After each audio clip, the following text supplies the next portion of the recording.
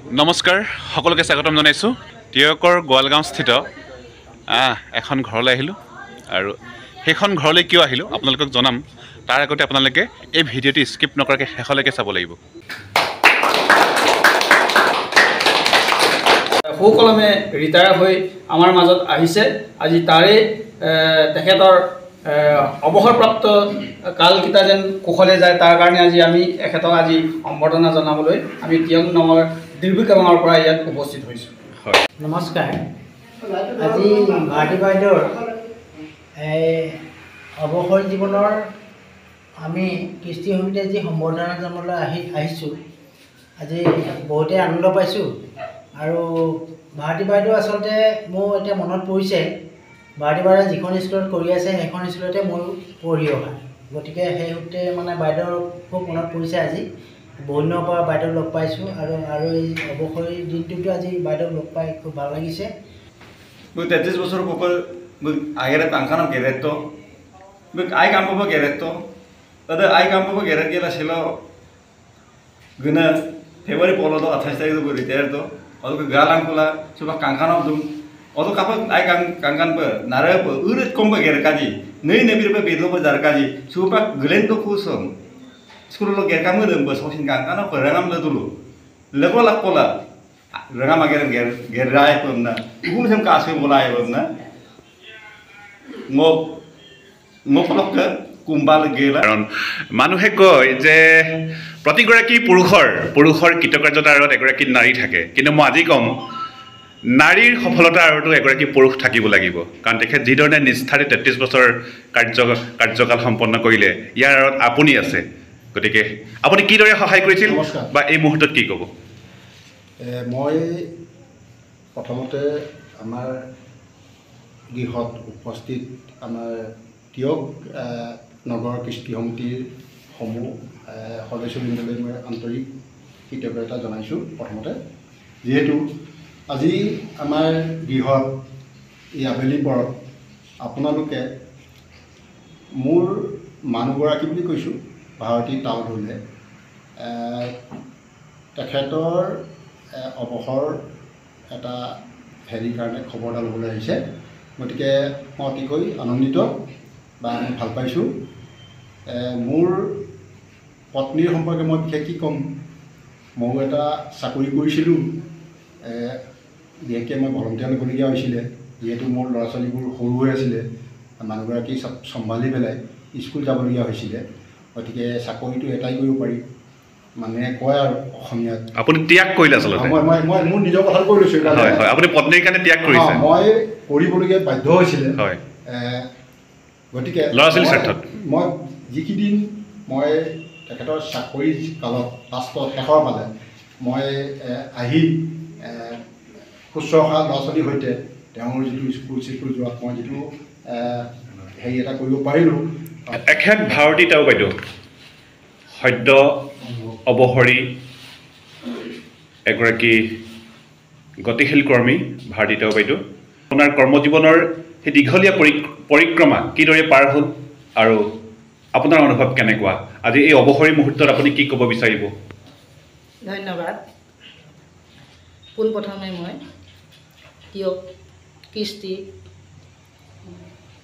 কমিটিৰ উপদেষ্টা মহোদয়ক ধন্যবাদ জনাইছোঁ লগতে সভাপতি মহোদয় আৰু সমূহ সদস্যৰ বিষয়ববীয়া আৰু সদস্যসকল লগতে মোৰ আত্মীয় স্বজনসকল সকলোকে মই মোৰ কৃতজ্ঞতা আন্তৰিকতা জ্ঞাপন কৰিছোঁ। মোৰ অনুভৱ খুবেই ভাল লাগিছে মোৰ কি পূৰ্বজন্মৰ ফলেই ভাল আছিল নেকি এনেকুৱা এটা মুহূৰ্ত মোৰ জীৱনত ঘটা নাছিল। এই অৱসৰী মুহূৰ্তটোত আপোনালোকৰ চৰণ পদকমলত মই শৰণাগত হ'বলৈ পাই মই যথেষ্ট উৎফুল্লিত হৈছোঁ সুখী হৈছোঁ আৰু মই বাকৰুদ্ধ হৈ গৈছোঁ। ইমান এটা মুহূৰ্ত মোৰ জীৱনলৈ আহিব বুলি মই ভবাই নাছিলোঁ। আজি ভগৱানৰ ওচৰত এই সন্ধিয়া তাকেই প্ৰাৰ্থনা কৰিছোঁ। মোৰ কৰ্মজীৱন বুলিবলৈ মই 87ত যদিও জইন কৰিছিলোঁ অবৈতনিকভাৱে 1991ৰ পৰাই মোৰ চাকৰি আৰম্ভ হৈছে প্ৰায় 33 বছৰ কাল মই চাকৰি কৰিলোঁ আৰু যোৱা 2025-ৰ 28 তাৰিখে ফেব্ৰুৱাৰী তাৰিখে মই অৱসৰ গ্ৰহণ কৰিছোঁ। মোৰ চাকৰি জীৱনৰ মুহূৰ্তবোৰ মই গমেই নাপালোঁ। মই যেন এই কিছুদিনৰ আগতেহে যেন মই গৈছিলোঁ। ইমান সুদীৰ্ঘ কাল মই খুব ৰংমেনেৰে মোৰ চাকৰি কাৰ্যকাল মই সম্পাদন কৰিলোঁ। যদিওবা মানুহে কয় বহুত কিছু অসুবিধাৰ ঘাট প্ৰতিঘাত আছিলে, মোৰ ক্ষেত্ৰত সেইখিনি মই বিশেষ গমেই নাপালোঁ। সেয়েহে মোৰ কাৰ্যকাল বহুত সুখৰ বুলিয়েই ক'ব লাগিব। অন্য হাতেদি আৰু অৱসৰী মুহূৰ্তত খুব মানুহে কয় বহুত বিষাদ, বহুত বিষণ্ণ, নিঃসংগ, কিন্তু মই অৱসৰী মুহূৰ্তৰ আজি এমাহৰ পিছত মই গমেই পোৱা নাই।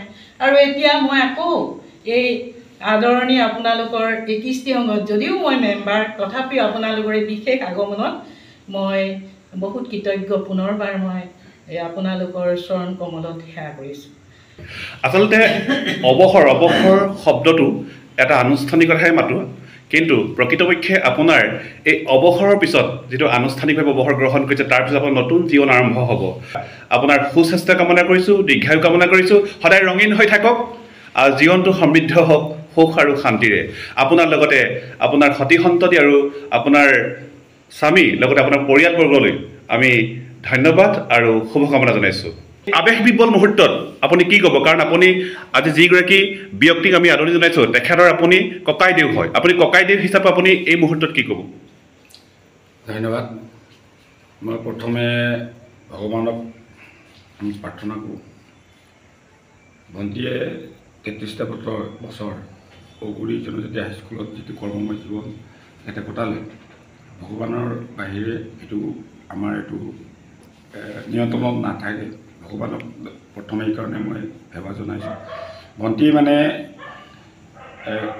খুব বহু শৃংখলভাৱে আগৰ পৰা মই দেখিছোঁ। আৰু ঔগুৰি জনজাতীয় হাইস্কুলত চাকৰি সোমোৱাৰ পৰা অৱসৰ গ্ৰহণ কৰালে যে মই গম পাওঁ, তাত মোৰ কেইবাজনো সহকাৰী শিক্ষক আছে। কয় ভণ্টী মানে কামত কৃপণালি নকৰে। সঁচাকৈ বৰ এটা আৱেগিক মুহূৰ্তই বিৰাজমান হৈছে এই মুহূৰ্তত, এই ৰুমটোত, এই কোঠাটোত। গতিকে যিটো আপোনাৰ দুচকুৰ লোটক আমি ধৰি ৰাখিব পৰা নাই, তাৰ মাজতে মই আহিম এইবাৰ ভনীয়েকৰ কাষলে। আমাৰ আজি যিগৰাকী অৱসৰী ব্যক্তিৰ কথা কৈছোঁ, তেখেতৰ ভগ্নী আমাৰ মাজত আছে। বৰ্তমান তেখেত বামুণপুখুৰী উচ্চ মাধ্যমিক বিদ্যালয়ৰ প্ৰধান শিক্ষয়িত্ৰী শ্ৰদ্ধাৰ গীতাঞ্জলি তাউ বাইদেউ আছে। বাইদেউ, আপুনি কি ক'ব? এই আৱেশবিবল মুহূৰ্তত আপুনি কি ক'ব বিচাৰিব, বা আপুনি বাইদেউক কি ক'ব? হয়, বাইদেউ আমাৰ বাবে কি আছিল সেয়া কৈ শেষ কৰিব নোৱাৰি। ঘৰখনৰ ভিতৰতে প্ৰচুৰ মেধাসম্পন্ন বাইদেউ। তাইৰ যি উচ্চাকাংক্ষা, সেই উচ্চাকাংক্ষা বাদ দি আমাৰ মা যিহেতু সৰুতে ঢুকাইছিল, সেইকাৰণে আমাৰ মাৰ নিচিনাকৈ তুলি তালি আমাক ডাঙৰ দীঘল কৰি তাই নিজা সপোন সামৰি থ'লে। আৰু দেউতা চাকৰি সূত্ৰে দূৰত থকাৰ বাবে তাই আমাৰ সকলো দায়িত্ব লৈ পঢ়া শুনা কৰি তেনেদৰে নিজৰ উচ্চাকাংক্ষা বাদ দি আৰ্থিকভাৱে ঘৰখনক টনকিয়াল কৰিবৰ বাবে ওচৰতে থকা এখন বিদ্যালয়, অনুসূচিত জাতি নেপালী জনজাতি উচ্চ মাধ্যমিক বিদ্যালয়ত তেওঁ শিক্ষকতা কৰিছিলে প্ৰথমতে। পিছলৈ যেতিয়া চৰকাৰীকৰণ হ'ল, তেতিয়া আকৌ তেওঁ উচ্চ বৰ্গৰ সহায়ক হিচাপেহে তেওঁৰ স্থানটো তাত পালে। অলপ তেওঁ দুখ কৰিছিলে, হ'লেও সেয়া তেওঁৰ এটা প্ৰথম যিহেতু কৰ্মজীৱন, গতিকে সেইটো স্বীকাৰ কৰি লৈছিলে। কিন্তু সেইটো ক'বই লাগিব, ঘৰখনৰ ভিতৰতে প্ৰচুৰ মেধাসম্পন্ন আছিলে, হ'লেও ঘৰখনৰ কাৰণে বাইদেৱে সেইখিনি ত্যাগ কৰিলে। আৰু বাইদেৱে সফলতাৰে কৰ্মজীৱনৰ সামৰণি মাৰিব পাৰিলে, সেয়া ভগৱানক ধন্যবাদ।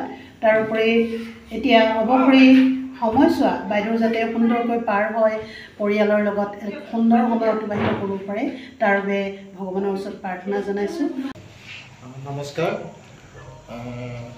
আমাৰ মিচিং কৃষ্টিৰ সকলো কৰ্মকৰ্তাসকলক প্ৰণাম জনাইছোঁ।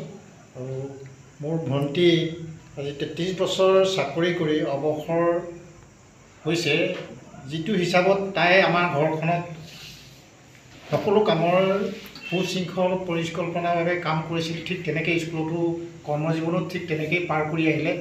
মই আপোনাক 2 মিনিট সময় দিছোঁ। 2 মিনিটৰ ভিতৰত আপুনি এই গোটেই অনুষ্ঠানটো কিদৰে মুখনি মাৰিব? নমস্কাৰ। আমাৰ আজিৰ দনাপাৰ্টি আমাৰ তাহু বাইদেউ ভাৰতী তাহু দলে বাইদেউ প্ৰমুখ্যে আমাৰ তিয়ক কৃষ্টি সমিতিৰ উপস্থিত সদস্যবৃন্দ আৰু লগতে আমাৰ বাইদেউৰ সময় আজি আহিছে।